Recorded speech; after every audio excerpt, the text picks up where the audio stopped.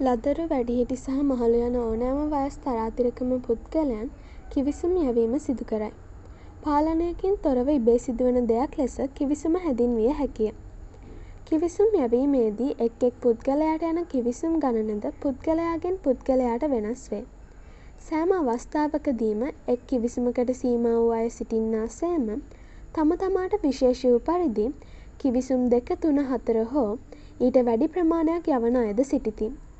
එක් එක් පුද්ගලයාට සීමා වූ මෙම කිවිසුම් රටාවද දෙමාපියන්ගෙන් නුරුම වන්නක් බව පර්යේෂණ වාර්තා සඳහන් කරයි. මවකට කිවිසුමක් ගිය විට ඒ මවගේ දරුවාටද කිවිසුමක් යන බව සොයාගෙන ඇත.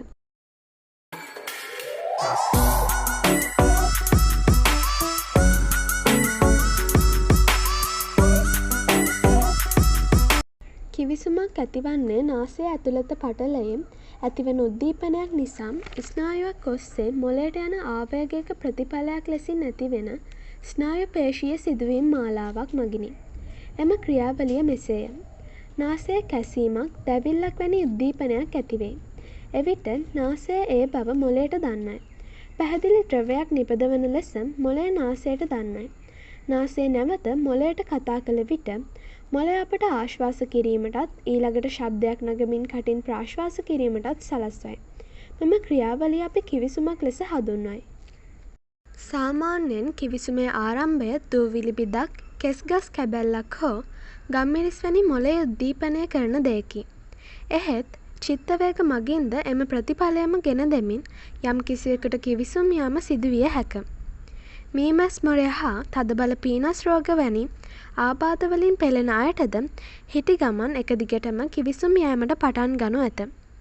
අධික ආලෝකය, තද සීතල හා ස්නායු පද්ධතියේ ආබාධයන්ද කිවිසුම් යාමට හේතු වන්නේය. යම් කිසිවෙකු කිවිසුමක් යවන විට දහස් ගණනක් ඇසට නොපෙනෙන විෂ බීජ අවට වාතයේ විසිරී යයි. මේ කොටස් අඩි 12ක් පමණ ඈතට පැයට සැතපුම් 103ක් පමණ වේගයකින් ගමන් කරන බව සොයාගෙන තිබේ. ඇතැම් කොටස් ක්ෂණයකින්ම බිමට පතිත වන අතර සමහර කොටස් යම් කිසි වේලාවක් වාතයේ රඳා පවතී. කිවිසුම් යවන්නා හානිකර විෂ බීජ දරා සිටින්නෙකු නම් අසල සිටින අයටද ඒ විෂ බීජ අන්තරාදායකය. සෙම් ප්‍රතිශය රෝගියෙකු කිවිසුමක් යවන විට අසල සිටින්නාට සෙම් ප්‍රතිශයව වැළදිය හැක. ලේන්සුවකින් මුඛය ආවරණය කරගත නොහැකි නම් මුහුණ බිමට හරවා කිවිසුම් යැවීමෙන් විෂ බීජ එක එල්ලේ පොළවට වැදී වාතය පාවීම වළකිනු ඇත. කිවිසුමක් නවත්වා ගැනීම, යටපත් කර ගැනීම හෝ වළක්වා ගැනීම අනතුරුදායකය. එමගින් නාසයේ ලේ ගැලීමක් සිදුවීම හෝ නාසයේ අස්ථියක් කැඩී යාම සිදුවීමට ඉඩ ඇත. නාස්පුඩු අවහිර කිරීමෙන් නාසයට විෂ බීජ ඇතුල් වී ආසාදනය විය හැක. එපමණක් නොව මැද කනේ අස්ථියක් වෙනස් වී කන නොඇසී යාමට පුළුවන. අප නිදාගන්නා විට කිවිසුම් යන්නේ නැතැයි ඇරිස්ටෝටල් පවසා තිබේ. මෙය බොහෝ දුරට සැබෑවක් බව පෙනේ.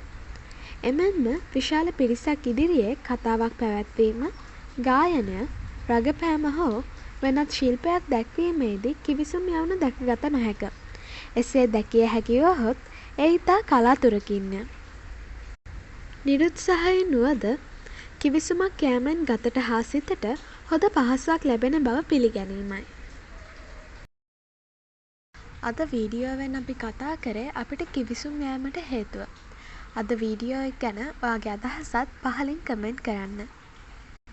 තවත් දවසක මෙවැනි වීඩියෝවකින් නැවත හමු වෙමු.